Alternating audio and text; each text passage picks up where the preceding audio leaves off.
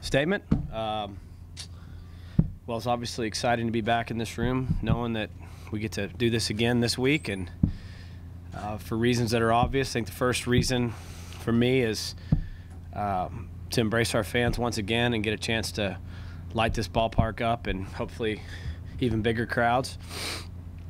And for our kids to have the comforts of home is something that's really rewarding. And probably secondly, it may seem strange, but it just keeps the entire unit of people together inside this program. When you get to the postseason and your roster shrinks from 35 to 27, there are 7 or 8 kids that don't get to travel and be part of that next step that are every bit a part of this team and have been every step of the way. So for them to be here every minute of the time with their teammates for us is important, because it keeps every young man in this program connected to what this team's doing, because everybody's had a hand in it. So from the player standpoint and the fan standpoint, this means a lot. And from the baseball side of it, it's a very challenging draw. I realize Oregon State was the #1 seed in this tournament, but for a team to beat the #1 seed tells you all you need to know about their grit and ability to play. So Irvine comes in with some really high-end pitching, very fundamentally sound style of play on offense. They sacrifice bunt, they handle the bat, they play team baseball, they're well coached, and they're probably extremely confident coming off of the trip to Corvallis. So they'll be a very challenging team to play, and it's a new week for us, and the challenge is the same. We've got to win this week, and that's kind of been our motto all year. So, but really excited to be able to share this week with everybody here that's helped us make Cowboy baseball special. Again, that starts with you guys and following us, and it extends to our fans for coming out, and our administration and all the people at OSU that fasten seat backs under the bleachers and clean things up, and just everyone that's gotten emotionally behind the team. They get a chance to follow us, so that's rewarding to include everybody on that. You pretty impressed with the 90 minutes it took to sell this thing out? Awesome. That's music to my ears. That's awesome. Yep. Means a lot to us, especially knowing that people were that proactive immediately to call in or come to the ticket office or whatever their renewal process was, that it happened that quickly. That's awesome. That's, again, another step in the right direction, and why getting to play here means so much. You just continue to bring people back on board that have followed us from a distance but now feel moved to get here. And I think that's how you get to sold-out crowd, and it means the world to us. I mean, last Sunday's crowd made a difference in that game, 100%. I'm certain of it, and we've been talking about that all year. So that's really awesome. You talked the other night, Josh, about how the strategy of that particular game was tricky, pitching-wise. Yep. Is it similar to this in this scenario in a 2 out of 3 series? Yeah, there's strategy. There is. The first thing you do every single week is you look at your opponent and understand them and what makes them go. I mean, you know your own guys and where they're at, and then you look at the matchups that give you the greatest chance to win, and you put those together in order, which is what Rob's doing. Already spent vast majority of today doing that. So he's probably 3 or 4 game films into his work already, which he handles and is in complete control of. And I have the utmost trust in him that he sees and knows exactly what he feels like are our best chances, and then we talk and come up with a pitch plan. But you know, you look at our formula throughout the year of how to win a 3-game series, and it's been pretty consistent with who's pitched and when and how many pitches we seek to get out of certain individuals. And certain weekends we made adjustments to the rotation based on what we thought gave us the best chance to win that day, based on the matchup or how guys were throwing. And we'll continue to do that. That's kind of been one of the great things about this team, and yet one of the awesome challenges is managing them and knowing who to use the right times, and certain position players, who to use, who to get in the lineup. And certainly with the pitching, it's been a tremendous job by Rob to maneuver that pitching staff. I mean, we're proud of the talent that our pitchers have, but I assure you the matchups and the strategy being used is extremely is a really important part of that success, is having strategic plans in place and using the pitchers the right way. Sometimes that often goes unnoticed, maybe, if you're not able to see the work that goes in behind the scenes to put these kids in position to be successful. So we're doing that right now, and we'll line them up and, you know, give ourselves the best chance to win based on what we continue to see on tape and what we know of our own guys. In the regional, you went Buffett, Perrin. Uh-huh. With their ace having come back on 2 days and thrown 659 pitches last night, it's a good chance. I would think they back him up to Saturday. Do you keep, if that's the case and you know that, do you keep Buffett and Perrin in that order, or do you know yet? Yeah, I don't know yet, Robert. It's a good question. I mean, it's a fair question, strategy and all that. I don't have an answer for you yet. We prepare these guys in sequence like we always would. So Tyler threw a bullpen yesterday because it was the second day after he'd pitched. John will throw one today. It's the second day after he pitched. And then we'll start to line them up. I'm not sure what Irvine intends to do yet on their pitching. They probably are just arriving home and, you know, checking the status of their own kids after a long weekend. So all good questions. I can't give you a plan yet because there's not one. I can just tell you we're working on it like we have. And going into the Big 12 tournament, we chose to lead off Tyler Nurden based on how Bedlam finished. I didn't want to throw the same pitcher twice against the same team in 5 days. So we skipped Tyler on that Saturday Bedlam game after the regular season championship was won so he could throw against him in round 1, and we felt that was the right choice. This past weekend we thought Tyler was the right choice based on how he was throwing the ball and what we knew of the teams. We thought he was a good matchup in that first game, and so you're just trying to evaluate each week, you know, and take available information in your gut a little bit as a coach, and we'll work through that in the next 36 hours and have a game plan for you. You have to feel pretty good about your bats. I mean, you've had a different guy give you a boost. Yep. That's been the fun part of coaching this team, is watching the progress that's been made by so many of the kids. And as you mentioned, different guys have done it, and you can go up and down the lineup. I think the reason why our offense has become pretty competitive is because it's a 1 through 9 offense now. It's not solely dependent upon, say, the 3 and 4 hole or the 4 and 5 hole. We get good at bats out of the 1 hole. We get good at bats out of the 2 hole. We've had a very consistent 3, 4, 5 much of the year. And we've had really good contributions out of the 6, 7, 8, 9 in the past 6 weeks. If you look at the impact that Craig McConaughey's made on our team, that Brian Case has made on our team in the 9 hole, the huge RBI load that Tim Arakawa has absorbed since we slid him into the 6 and 7 hole. You know, early in the year he was hitting in the 1. As he slid down the order, I think his RBIs are maybe second on the team. I'm not sure, but I think they're pretty significant. And he's had at least 5, 6 game-changing hits where a home run, a base hit, something has changed the score late. So we're getting offense out of a lot of different spots, which is one of the reasons why we've become a better offensive team. And that's important because I don't think you give the other team any innings where they can say, hey, we can run right through those 3 guys with no problem. I think each inning, 3 guys go to home plate and compete awfully hard. So the competitiveness of the team has definitely grown offensively. And again, these kids have been working awfully hard, man. There's been a lot of time invested in that batting cage by guys that were exposed early to their weaknesses and decided to tackle it and get better. And that's a player thing right there. That's a guy saying, I'm responsible for how I perform. I'm going to fix it. What's been key to Connor's improvement at the plate over the last part of the season, especially in the regional? Yeah, it's a great question. I would say it's probably twofold. One, you know, Connor missed last season due to injury. Okay, his freshman year he played some at Arkansas, but he's a talented kid that's been a two-way player that has had so many talents that he's dabbled in both pitching and hitting, but never really, I think, focused or was 100% into the development of one of those skills. And even early this year, if you look at how we used him, we thought he may be one of our weekend starting pitchers, but we also thought he might be our 4-hole hitter too. And after a couple of starts on the mound, we felt like he was most comfortable as an offensive player. We wanted to give him a chance to focus on one thing. So a better focus for him as a player and just more repetition coming off of that year of inactivity.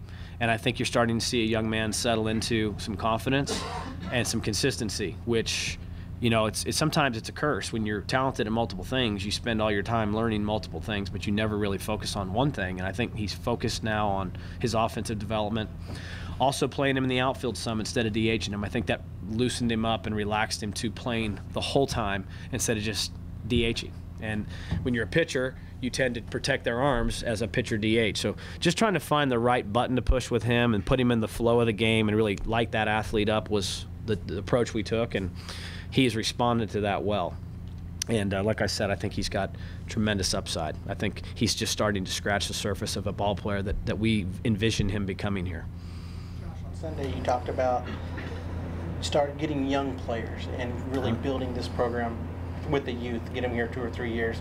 Can you kind of describe again the importance of that, of building what you want to build here? Well, yeah.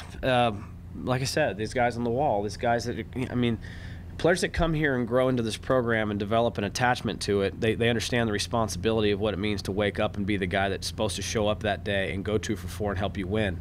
The guy that knows I'm going to catch 27 innings this week and I better take care of myself. It's my responsibility to be the catcher. You learn that as a young player in a program when you're exposed to the expectations and the parameters of which the team is run. And I think you have to have a good blend of youth that can be trained by the older players and brought to understand what you expect in your program. And then at times, veteran players that maybe come in from a junior college to fill an immediate need that maybe you don't think you have filled on your current roster. So it's having a good blend of recruiting, but being more, I think, developmental in your mindset. It takes time to understand a culture. And I think our freshmen, if you ask them right now, the kids that finished their freshman year, they would tell you that they're way more comfortable right now than they were at the beginning of the season. And their expectation and energy and desire to take over prominent roles in this program when they emerge, I think is pretty clear for them now. And so they have a chance then to play in their 2nd, 3rd, and potentially 4th year and bring tremendous experience to the team, understand your system, and really be a walking example of what it means to play here. And not that an older player couldn't do that, but you're asking an older player to do that in a shorter window of time. So it's balanced. But all the great programs I've been in, we had kids that were deeply, deeply invested in those programs, and playing there was something that they took incredibly personal. And that's what you want to see. You want to see guys that they come back here.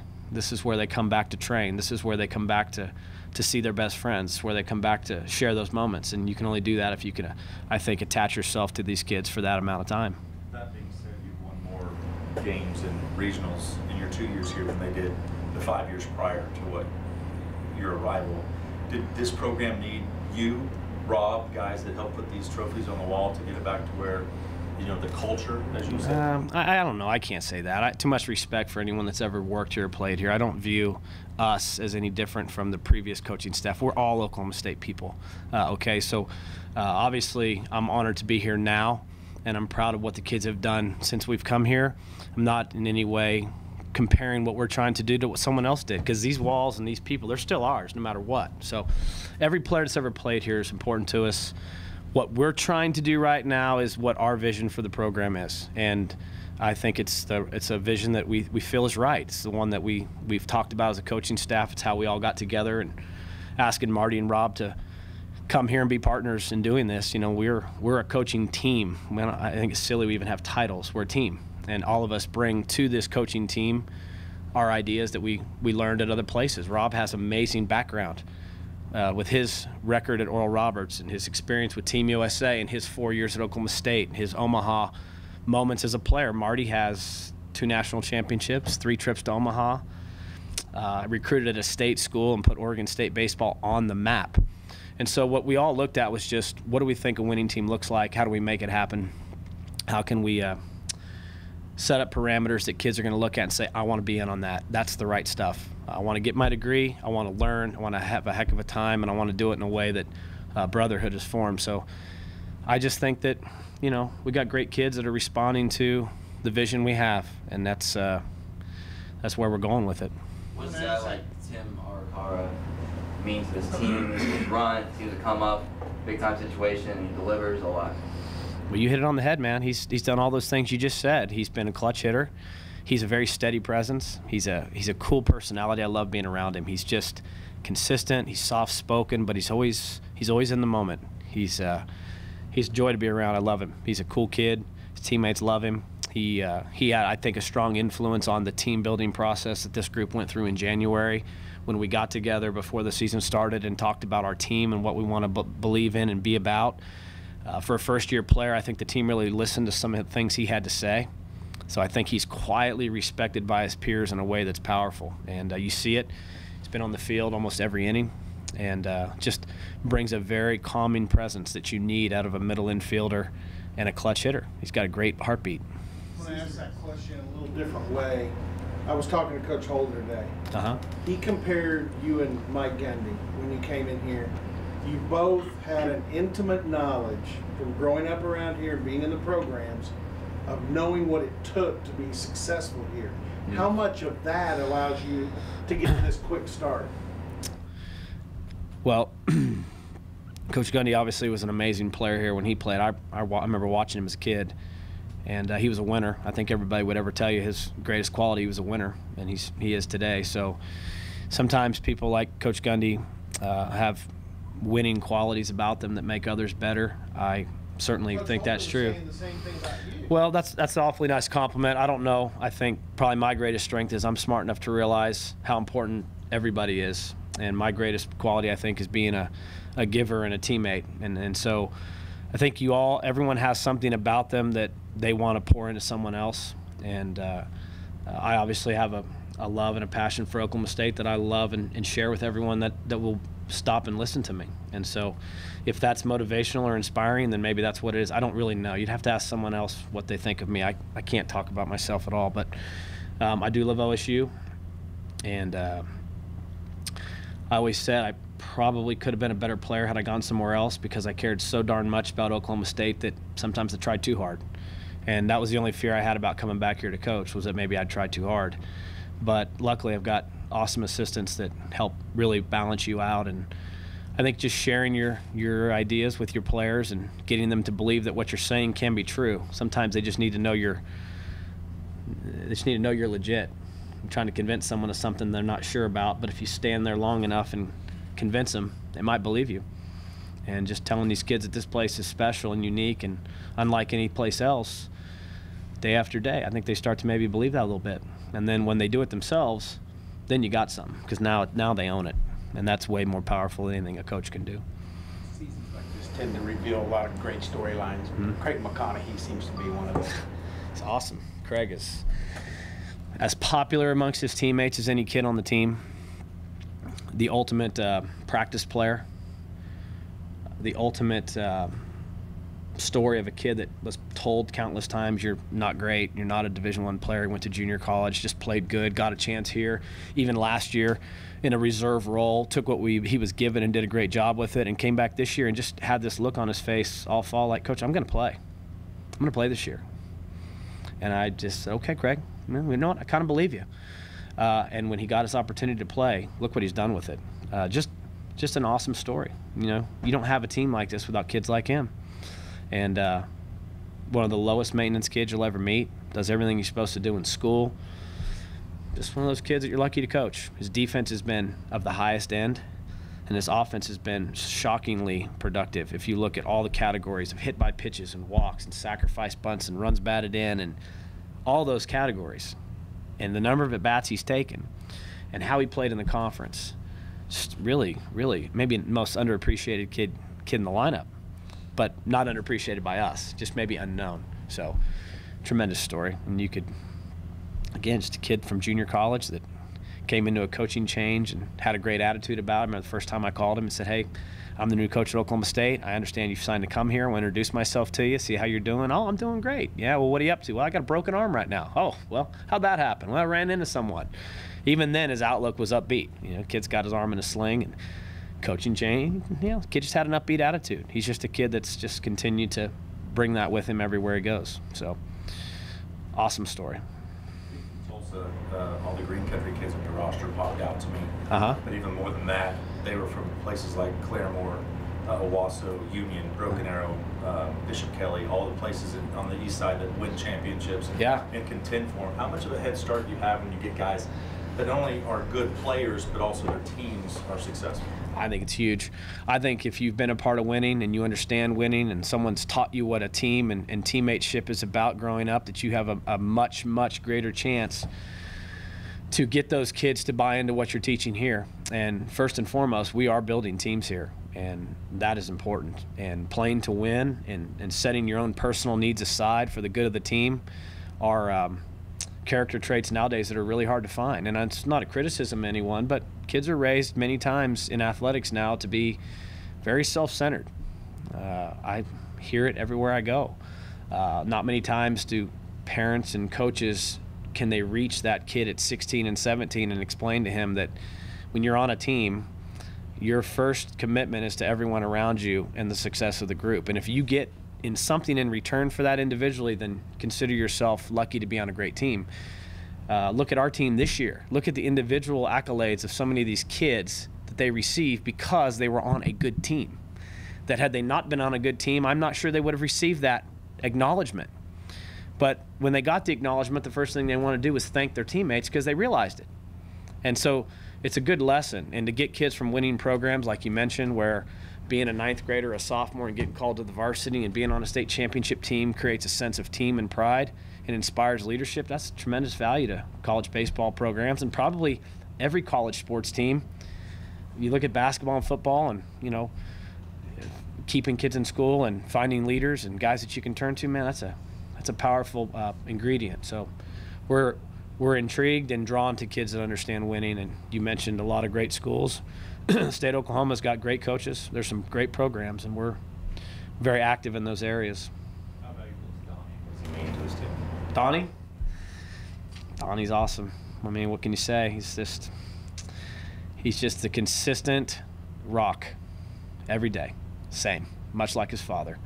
Having worked with Rob and just witnessing the calming consistency with which he goes about his business, the unbelievable way that he treats everyone, his just level-headedness. He's just a perfect balance for our program, and Donnie's a great blend of Rob and Michelle both. He's fun and caring and low maintenance and passionate. He's everything, and he's just one of those rocks. You know, the kids played second base last year on 2 surgically repaired knees. A lot of kids wouldn't even try to have played, let alone play every game. He did. He's shifted to shortstop. Man, he's played his tail off. He's been school record, I think, back-to-back years for sacrifice bunts, the ultimate team play. He's, I believe, has the most hits of anyone on our team, or second, leading our team in hits, walks. I mean, look at all the little things he does. He's a winner. He's a winner. He's a ball player.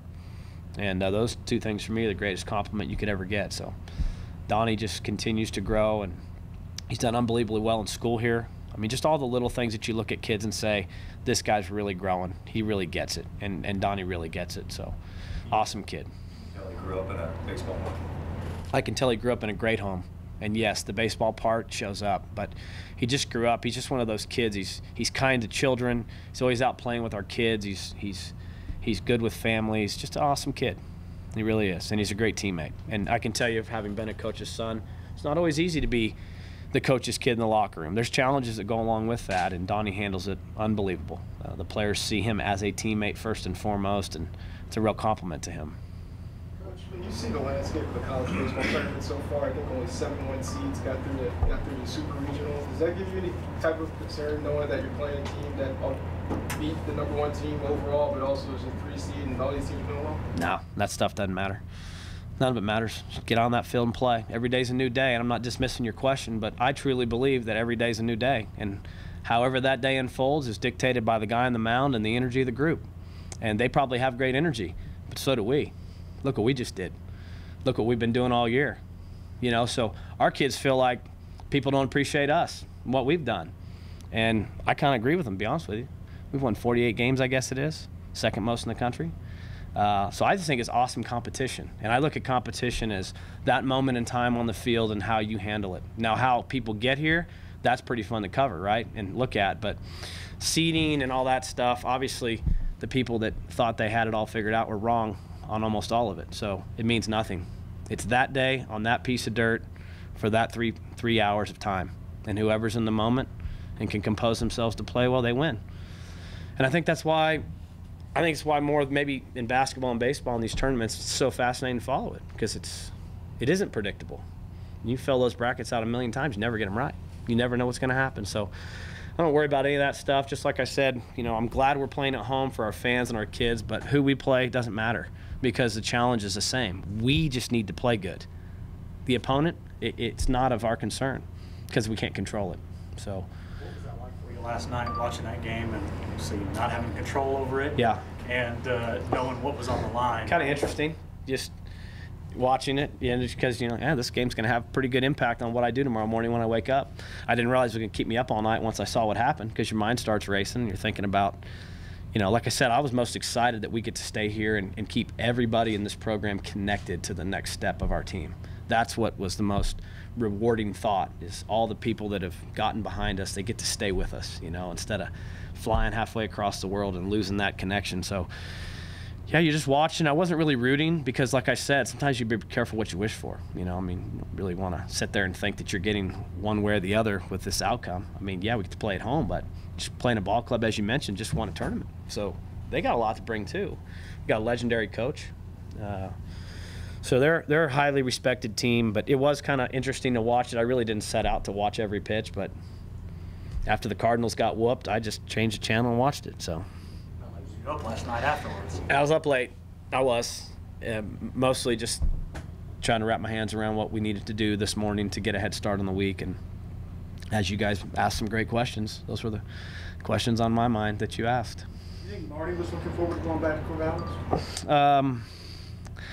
You'd have to ask Marty all of his emotions. I'm personally glad we're not playing them for him, because I think of the emotional attachment being that he recruited every single one of those players and those coaches, and he's so much a part of what's happened at Oregon State. I'm happy for him that these games can be settled, I think, just by the teams rather than that storyline or emotional attachment. You can say what you want. He would have felt that, had we played them. And no different than 2 or 3 years ago when the Cowboys came to Nashville and I was coaching at Vanderbilt. We didn't end up playing, but someone said, well, how will you feel if you do play? And I said, well, I don't really know. If it happens, I'll tell you then, but it's not something you're necessarily – I had to play my dad 2 years ago, and that was terrible. One time we beat them, and they were on the ground feeling bad, and the next night they eliminated us, and we were done. So there's never fun to play people you're emotionally connected to, and I'm sure Marty still has deep friendships and care for all those people. So probably best that we're not having to put him through that. Just a second ago, you talked about being a young kid, running around these fields, and you always talk about Pete and Robin. What's it like having your youngest son out here playing catch with the guys, hitting, bat boy, doing it all? It's pretty neat.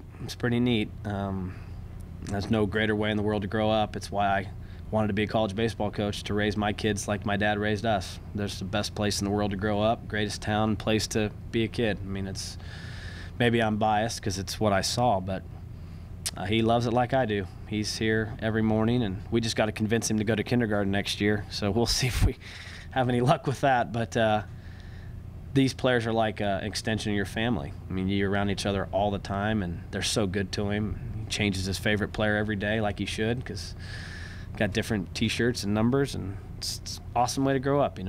Great influences on kids. I know losing the bat boy duties was somewhat traumatic. Yep. I'm guessing the late game times, for most kids, that might be a problem. For yours, that probably will not be. No, he was shunned by the NCAAs, 8 years too young to bat boy, but he and Jake Lees will still find a way to have enough Dippin' Dots and caffeine to make it through the game. I'm sure they'll be fine. They're good.